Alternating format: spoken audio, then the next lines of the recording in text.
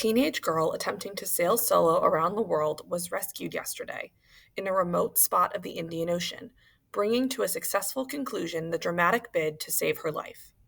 16-year-old American Abby Sunderland was picked up from her stricken vessel by a dinghy launched from the French fishing boat Ile de la Réunion. Her father, Lawrence Sunderland, speaking to reporters outside their California home, said his daughter was safe and well. She got out of her vessel with the clothes on her back, and we are just really excited and ecstatic that Abigail is in safe hands. She was in good spirits. She talked to her mother. However, the same cannot be said of Sunderland's yacht, Wild Eyes. The vessel was apparently pounded by gigantic waves that had destroyed its mast, which in turn knocked out her satellite communications equipment. The yacht was then effectively left floundering midway between Africa and Australia. It is likely to be allowed to sink.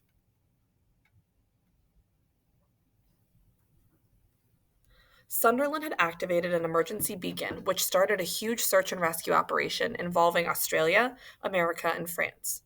Numerous ships became involved in the hunt, as well as a chartered jet, which spotted the teenager late on Thursday. Sunderland was able to radio the plane and report that she was fit and had food and water supplies. The rescue itself was not without incident, as rough seas saw the captain of the French boat fall into the water.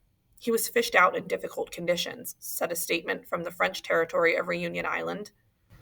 Though the search for Sunderland ended happily, it had caused a debate on the wisdom of such young sailors making dramatic and dangerous journeys. Sunderland was following the achievement of her brother Zach, who had made the solo journey around the world at the age of 17, becoming the youngest person in the world to do so. Many critics of Sunderland and her parents have criticized the decision to let her go on such a journey. It's not something that a 16-year-old should be able to decide, whether they're capable of doing it. It's potentially irresponsible for the parents, Michael Kalin, junior director of San Francisco's St. Francis Yacht Club, told the Associated Press. Other top figures from the world of sailing joined in the criticism. In Abby's case, she was lucky. It's only a matter of time until we end up with a tragedy on our hands, said Derek Fries, a world sailing champion and author of Learn to Sail. Such opinions by professionals have been echoed on blogs and comments on news articles, as members of the public have called the Sunderlands irresponsible and careless. One commentator on the Los Angeles Times website summed up the view of many. Abby Sunderland was on the wrong type of boat, a racing yacht, in the wrong location, the southern Indian Ocean, at the wrong time of year, winter in the southern hemisphere. Other than those minor details, it was a well-planned voyage. But the family have robustly defended themselves. They have pointed out that Abby is highly experienced and highly skilled sailor.